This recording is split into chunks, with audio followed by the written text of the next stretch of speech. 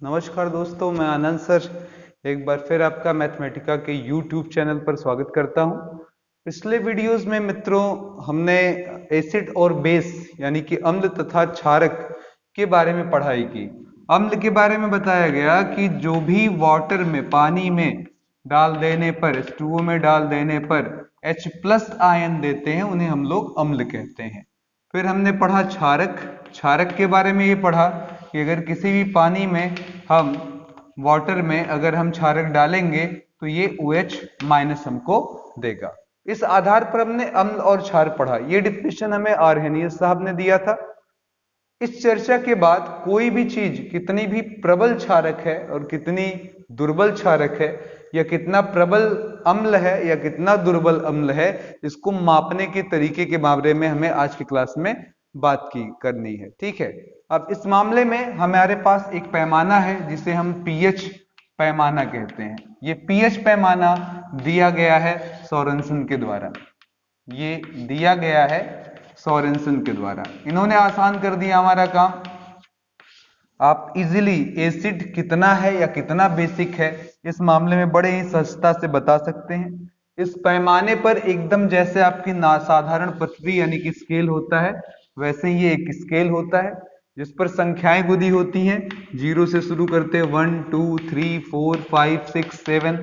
ठीक है, 6 7 8 9 10 11 12 13 एंड 14। अब इस पटरी पर एक मानक माना गया है कि अगर 7 पर आप हैं तो ना तो आप ज्यादा एसिडिक हैं ना ही बेस हैं, यानी कि आप यहां पर अगर हैं तो आप उदासीन यानी कि न्यूट्रल हैं। ठीक है, ये बताया गया। और जितना आप आगे बढ़ेंगे इस तरफ आपकी क्षारकता बढ़ती जाएगी। ठीक है, आपकी क्षारकता यानी कि बेसिसिटी बढ़ती जाएगी, बढ़ेगी। ठीक है, और इधर जितना पीछे की तरफ आएंगे उतनी आपकी अम्लीयता बढ़ेगी, यानी कि एसिडिटी आपकी बढ़ेगी, अम्लता बढ़ेगी। यानी कि अगर कोई बोले कि मेरा एसिडिटी यानी कि अम्लीयता 6 है तो इसका मतलब वो दुर्बल अम्ल है, लेकिन अगर कोई बोले मेरी अम्लीयता 1 है तो इसका मतलब वो प्रबल अम्ल है। इसी तरीके से अगर कोई बोले मेरी क्षारकता 8 है तो दुर्बल क्षारक है, और अगर वह 14 बताता है तो मतलब वह प्रबल क्षारक है। मतलब जैसे जैसे हम आगे बढ़ते हैं वैसे ही हमारी क्षारकता बढ़ती चली जाती है। ठीक है। अब इस पैमाने के अलावा उन्होंने एक सूत्र भी दिया। उस सूत्र को समझने के लिए इससे पहले हम यहाँ की बात जो कह रहे हैं उसको थोड़ा क्लियर कर लीजिए। अगर एसिड और बेस का टोटल कर दें तो टोटल आंकड़े इधर है, इधर 7 है, उधर भी 7 है, यानी कि 7 7 14। अब उन्होंने जो सोरेनसन साहब ने फॉर्मूला दिया पीएच का, वो पीएच का फॉर्मूला सिंपल सा था कि पीएच बराबर -12 log H+। ठीक है, आयन H+ की सांद्रता। ठीक है, यानी कि कंसंट्रेशन ऑफ H+। ठीक है। अब अगर मैं मान लूं कि आपकी कंसंट्रेशन जो है H+ की वो मैक्सिमम कितनी हो सकती है या मिनिमम कितनी हो सकती है, मान लें अगर ये हमारा यहाँ पर है और इसका कंसंट्रेशन 10 के पावर -1 आए तो ये माइनस आगे आ जाता है, ये +1 हो जाएगा और आगे क्या आ जाएगा आपका log 10। अब यहाँ इंपॉर्टेंट बात ये है कि log 1 की वैल्यू तो 0 होती है, लेकिन log 10 का मान क्या होता है 1। तो फॉर्मूले में अगर यहाँ पर हम इसमें मान रख दें तो आंसर हमें 1 आ जाएगा, यानी कि पीएच जो भी ये अम्ल होगा जिसका कंसंट्रेशन 10 के पावर -1 होगा उसकी अम्लीयता 1 आएगी। तो फिलहाल फॉर्मूले से तो हम बात समझ गए, लेकिन इसमें एक चीज और भी समझनी है। एक फार्मूला तो ये हो गया, और दूसरा फार्मूला हमारा हो गया कि अगर हमारे पास दोनों कंसंट्रेशन एक साथ कर दिए जाए H+ और OH-, तो जैसा आप देख रहे हैं 10 की घातों में ही हम टोटल कंसंट्रेशन बताते हैं, तो दोनों को मिला देने पर ये 14 के बराबर आने वाला है, तो इसलिए पावर में लगाया जाता है 10 के पावर -14। तो ये दो फॉर्मूले हैं जो आपकी मदद करने वाले हैं। लेकिन अगर आप पीएच निकालना चाहते हो आपको हर बार H+ के कंसंट्रेशन की जरूरत होगी। अब इस फॉर्मूले के बाद सबसे इंपॉर्टेंट चीज होगी कि हमें कुछ लॉग के बारे में नियम पता हो। इन नियमों के द्वारा ही हम इनका समाधान कर सकते हैं। जैसे मैंने पहले ही बोला कि log 1 की वैल्यू अगर किसी ने पूछ लिया आपसे तो log 1 की वैल्यू 0 होती है, जबकि log 10 की वैल्यू कितने के बराबर होती है 1 के। ठीक है। इसके अलावा log के एक दो नियम और चर्चा कर लें। log m के पावर n जो हम आज यूज करेंगे, इसमें n आगे आ जाता है, ये बन जाता है n log m। और दूसरा नियम हम क्या यूज करेंगे, अगर log लिखा है यहाँ a है बराबर b है, मैं फिर कहूंगा एक बार, और लॉग के नीचे बेस जरूर होता है, अगर बेस नहीं है तो वहां 10 रहा होगा, बेस 10 रहा होगा। अब ये जब लॉग आप हटाना चाहेंगे तो ये 10 उधर चला जाएगा b के नीचे और ये हो जाएगा 10 की पावर b। तो ये दो फॉर्मूले हमारी बहुत मदद करने वाले हैं आज की डेट में, इस पर हम लगाएंगे। और अपना ये दोनों फॉर्मूला ध्यान दे दें कि अगर कोई आपसे pH पूछता है तो जवाब होगा sir minus of log H plus का सांद्रता यानी कि कंसंट्रेशन, और H प्लस और OH की कंसंट्रेशन का गुणनफल ले लिया जाए तो हमेशा 10 की पावर -14 मिलता है। ठीक है, अब आइए इसी सूत्र पर हम कुछ न्यूमेरिकल लगाते हैं जो आपको काफी सुख देने वाले हैं। ठीक है, अब यहाँ पर एक क्वेश्चन हमारा बनता है, किसी जलीय विलयन का pH, किसी जलीय विलयन का pH, किसी जलीय विलयन का pH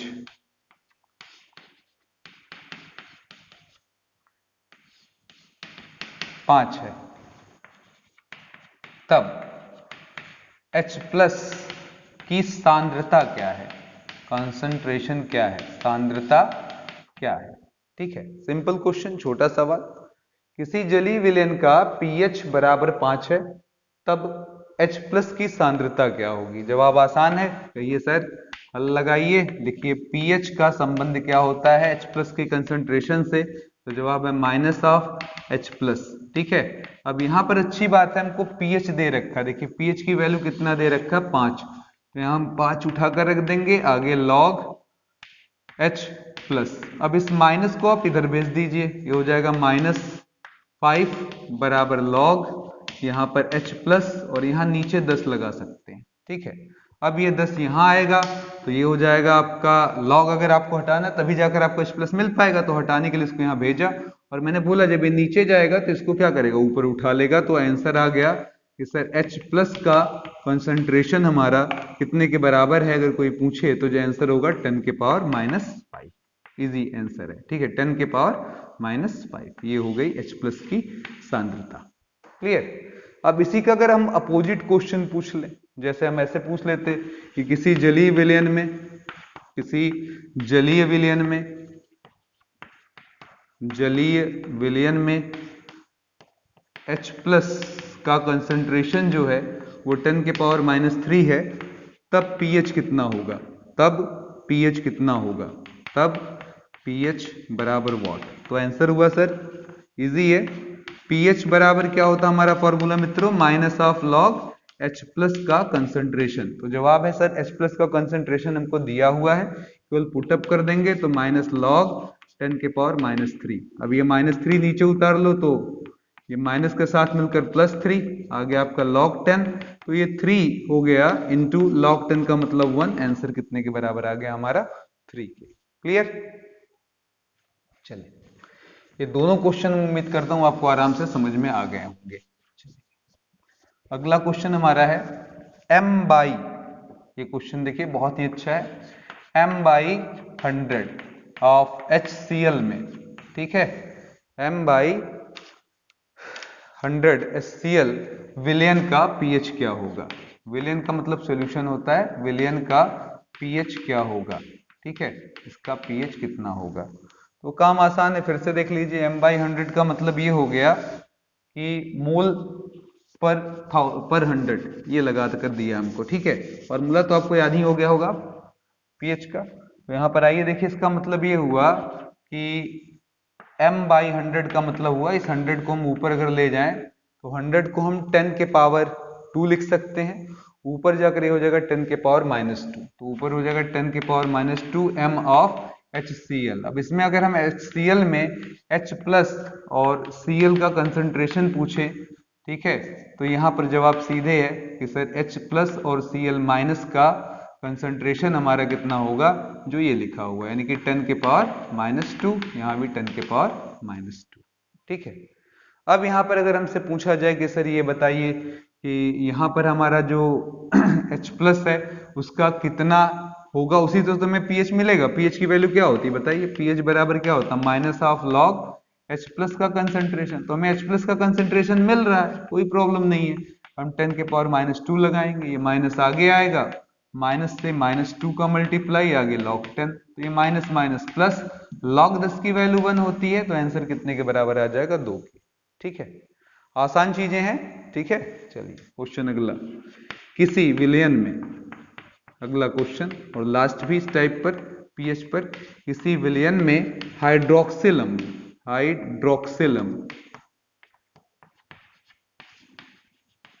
हाइड्रोक्सिल अम्ल का मतलब समझ रहे हैं ना, सॉरी हाइड्रोक्सिल आयन की, हाइड्रोक्सिल का मतलब होता है OH माइनस, आयन की सांद्रता, आयन की सांद्रता 10⁻⁹ मोल प्रति लीटर है, मोल प्रति लीटर है, ठीक है। क्वेश्चन पूछ रहा है तब इसका पीएच कितना है, तब इसका पीएच कितना होगा, क्वेश्चन ये हुआ, ठीक है।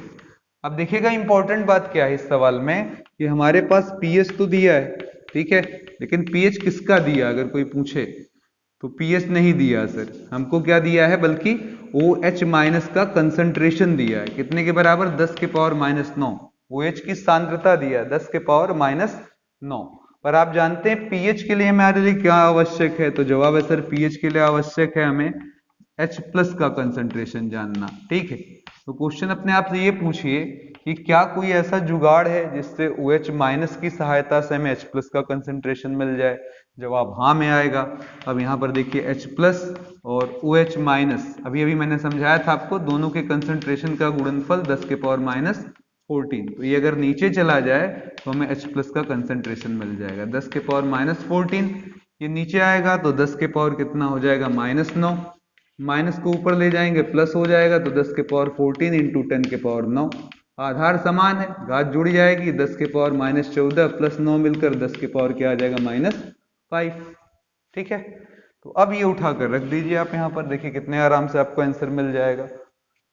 H+ का कंसंट्रेशन हमें कितना मिल गया है, 10⁻⁻5। अब वहीं उसी का यूज कर लें आराम से, तो यहाँ पर देखिएगा कितने इजीली हमारा आंसर आ रहा है। हम कहेंगे सर पीएच बराबर -log H+ का मतलब 10⁻⁻5। अब ये आगे आएगा तो ये हमारा -5 आगे आने पर पॉजिटिव हो जाएगा, आगे log 10 है तो ये बताइए +5 गुणे log 10 की वैल्यू 1, आंसर कितना आ गया, 5। तो उम्मीद करता हूं ये बड़े ही आराम से आपको समझ में आ गया होगा। अब आज की टॉपिक में मुझे सिर्फ पीएच ही नहीं कवर करना है, मैंने आपको एसिड और बेस पढ़ा दिया और एक बार दोहरा भी दिया अभी हल्का सा कि एसिड क्या है जो H+ दें और बेस क्या है जो वाटर में OH माइनस दें, वो हमारे बेस हो जाते हैं, ठीक है। तो अब हमारे पास ये है अगला हेडिंग कि लवण क्या होते हैं, यानी कि सॉल्ट क्या होते हैं, ठीक है। तो ध्यान से देखिए मित्रों, कैसे सॉल्ट हम निकालेंगे, सॉल्ट की डिफिनेशन क्या देंगे, कितने प्रकार के सॉल्ट हैं वो कैसे डिवाइड करेंगे, इन सब पर भी अच्छे खासे छोटे मोटे न्यूमेरिकल हमारे ऑब्जेक्टिव, न्यूमेरिकल नहीं ऑब्जेक्टिव हमारे बन जाते हैं। तो सॉल्ट यानी कि लास्ट टॉपिक हमारी आ गई है इस चैप्टर में, वो है लवण, ठीक है। सॉल्ट या लवण क्या है ये, अगर हम अम्ल और क्षार को मिला दें, यानी कि एसिड और बेस को मिला दें, अम्ल प्लस क्षारक को मिला दें, तो इस स्थिति में हमें क्या मिलेगा, ठीक है, सॉल्ट मिलेगा, यानी कि लवण मिलेगा, ठीक है, यानी कि सॉल्ट, ठीक है। अब ये देखिएगा अम्ल रह जाएगा ना तो क्षार रह जाएगा, बीच की स्थिति आ जाती है, तो यहां पर आंसर हुआ कि सर ये हमेशा उदासीन होते हैं, और जो उदासीन होते हैं उनका पीएच कितना होता है, ये जरा ध्यान दीजिएगा, उनका पीएच कितना होता है, तो 7।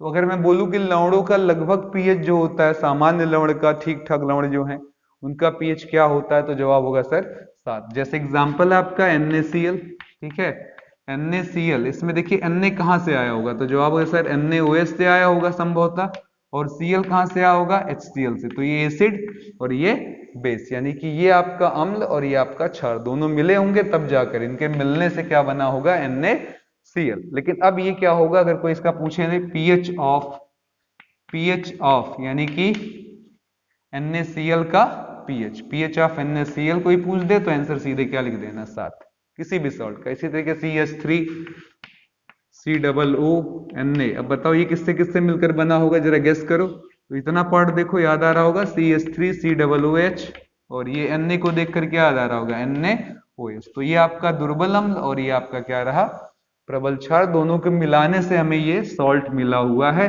इसका भी पीएच अगर कोई पूछे कि pH of this one is, तो आंसर इज 7, ठीक है, अब आप यहाँ पर दो उदाहरणों से एक बात समझ गए हैं।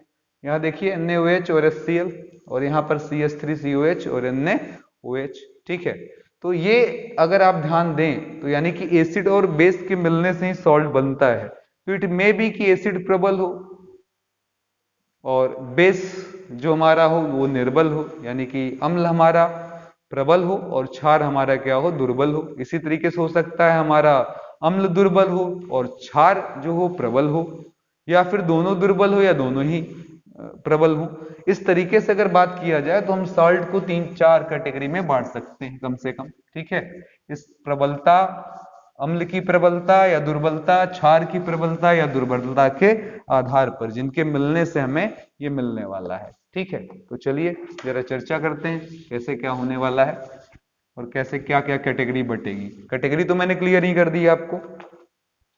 ठीक है, तो चलिए जरा लवण के प्रकार, लवण के प्रकार, इस पर अच्छा ऑब्जेक्टिव सवाल बन जाता है। अभी मैं आपको सवाल कराते कराते ही पूछ लूंगा आया हुआ सवाल भी। पहला हमारा सामान्य लवण। ठीक, एसिड और बेस मिले, यानी कि सिंपल सॉल्ट, एसिड और बेस मिले और वो एक दूसरे को पूरी तरीके से उदासीन कर दे, यानी कि 100% उदासीन हो जाए, तो उस स्थिति में हमारा जो साल्ट होता है वो सामान्य साल्ट कहलाता है, जैसे NaCl। अब यहाँ पर मैं ध्यान दिलाना चाहूंगा, NaOH आपका प्रबल क्षार है और HCl भी क्या है, सॉरी प्रबल क्षारक है, और ये आपका क्या है, प्रबल अम्ल है। तो इन दोनों के मिलने से जो मिलेगा, दोनों एक दूसरे के प्रभाव को निरस्त करते हुए इसे उदासीन बना लेंगे, तो NaCl अच्छा एग्जाम्पल हो गया। इसी तरीके से एक और एग्जाम्पल ले सकते हैं, Na4 और Cl, ऐसे सारे एग्जाम्पल लिए जा सकते हैं सामान्य सॉल्ट के नाम पर। दूसरा, सेकंड हमारा अम्लीय लवण। अब देखिए नाम से ही क्लियर होगा। ठीक है, अम्लीय लवण यानी कि एसिडिक सॉल्ट। इसका मतलब होगा कि उसमें सॉल्ट का प्रभाव क्या होगा, अधिक होगा। ठीक है, सॉरी, इसमें एसिड का प्रभाव क्या होगा, अधिक होगा। यानी कि इसके लिए हमें प्रबल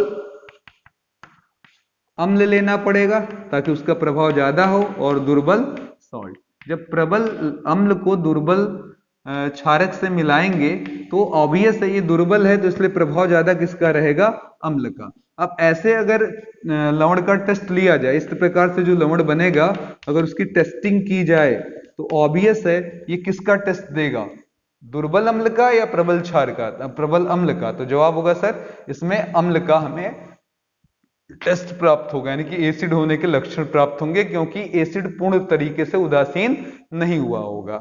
दुर्बल अम्ल तो इससे मिलते ही अपना काम खत्म, लेकिन इसकी प्रबलता के नाते इसमें कुछ इसके गुण मौजूद होंगे जिसके नाते हमें ऐसा दिखाई देगा। अब देखो मैं एक ट्रिक बोल रहा हूं कि ऐसे सॉल्ट्स को पहचानने का तरीका क्या है।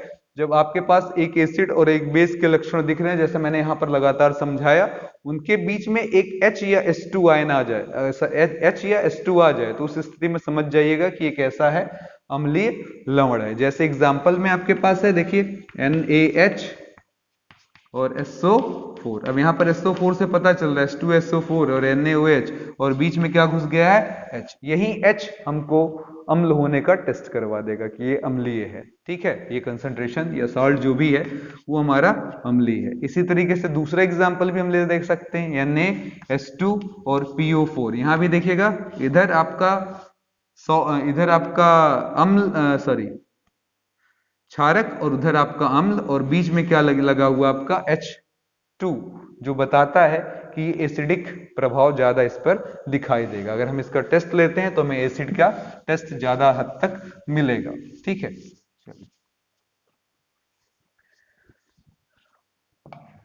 तो उम्मीद कर रहे हैं ये सारी चीजें आपको समझ में आ रही होंगी, इसमें कोई दिक्कत नहीं होना चाहिए, आसान चीजें हैं।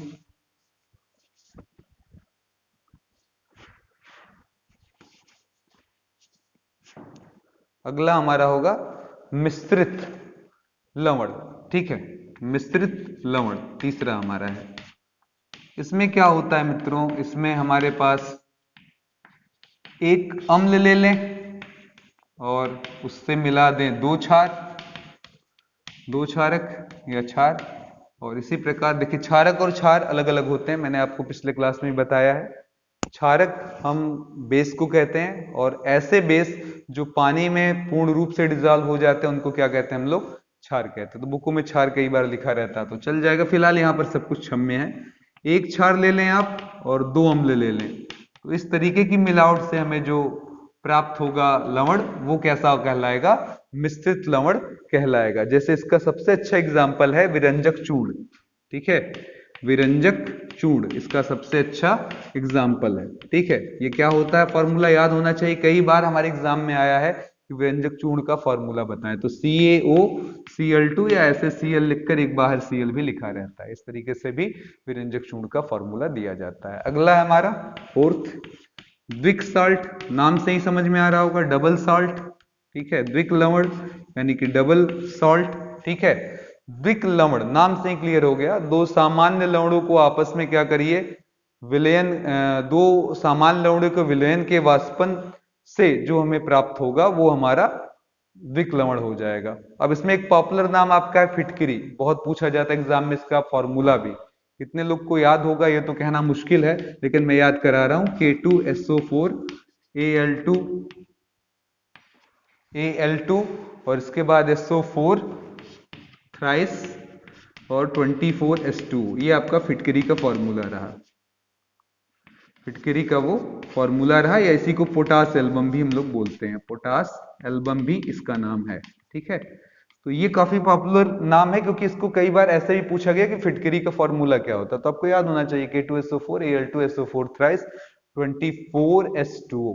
ठीक है, अंतिम हमारा है संकर, पांचवा संकर लवण।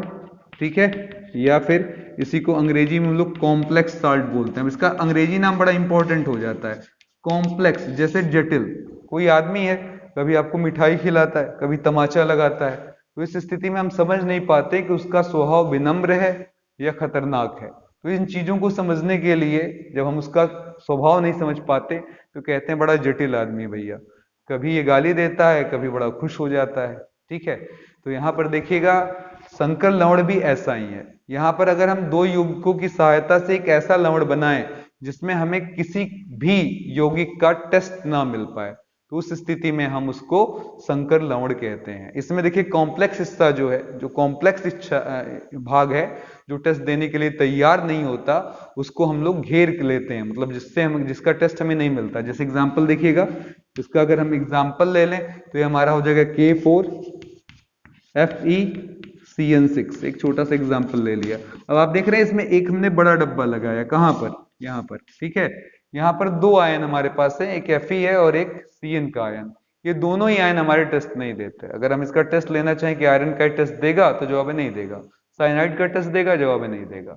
तो ये अच्छा ऑब्जेक्टिव सवाल बनता है कि अगर कहीं ऐसे सवाल पूछा जाए, इस तरीके से आया भी एक बार हमारे यहाँ पॉलिटेक्निक में पूछा गया है कि अगर कोई लवण है जिसमें मौजूद यौगिक अपना टेस्ट देने को तैयार नहीं है, परीक्षण देने को तैयार नहीं है, तो उसे कैसा लवण कहा जाएगा? तो आंसर होगा संकर लवण।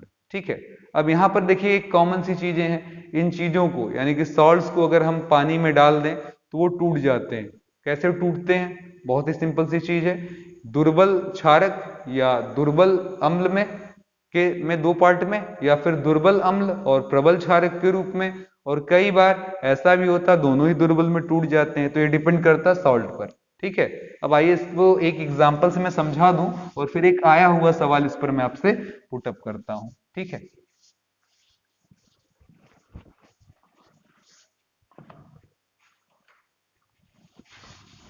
जैसे मैंने ये ले लिया, देखिए इसको समझने का केवल फेर है, बहुत ही आसानी से आप समझ जाएंगे। NH4 और Cl, ये एक सॉल्ट है, इसको अगर H2SO मिलाएं तो क्या होगा?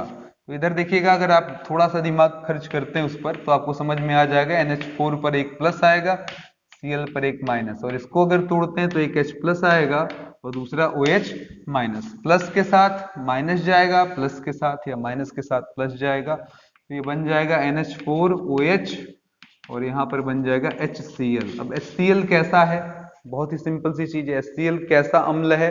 तो जवाब है सर ये प्रबल अम्ल है, और ये क्या है? दुर्बल अम्ल है। क्लियर?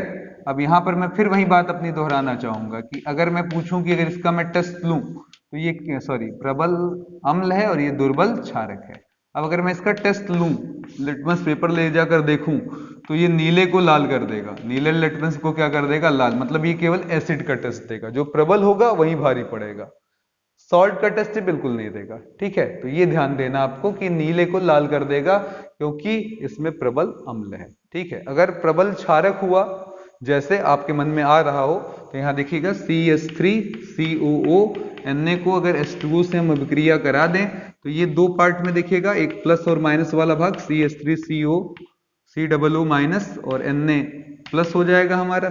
ठीक है, और इधर अगर मैं तोड़ता हूं तो इधर H प्लस और OH माइनस आएगा। ठीक है, तो ये इसके साथ चला जाएगा तो बन जाएगा CH3COOH, और ये इसके साथ आ जाएगा तो NaOH। अब NaOH आपका कैसा है, प्रबल क्षारक है, और इधर आपका क्या है, ये आपका दुर्बल अम्ल है। अब अगर यहाँ पर मैं उम्मीद करूं कि नीला लिटमस लाल हो जाए तो नहीं होगा, क्योंकि यहाँ पर इंपॉर्टेंट है, प्रबल कौन है, क्षारक। तो यहाँ पर आपका लाल लिटमस जो होगा वो चेंज हो जाएगा किसमें, नीले में। तो आइडिया आपको मिल गया होगा उम्मीद करता हूं। एक दो क्वेश्चन थोड़ा सा डिस्कस कर लें इन टॉपिकों पर। ठीक है, और कुछ एक आध बातें भी हैं जो छोटी मोटी छूटी हुई हैं, उन पर भी चर्चा हो जाए। ठीक है,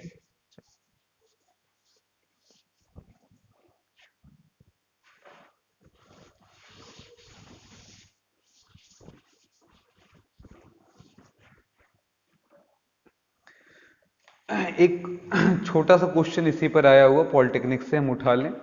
हमसे पूछा गया था FeCl3 का विलयन, अगर FeCl3 का विलयन हो तो ये हमें क्या टेस्ट देगा, किसका देगा, अम्ल का, क्षार का, लवण का, क्या टेस्ट देगा, मतलब लवण मतलब उदासीन होने का, क्या देगा। तो जवाब हुआ सर ये FeCl3 को जब हम H2S से क्रिया कराएंगे तो थोड़ा बैलेंस बनाना पड़ेगा भैया, दो यहाँ पर 6।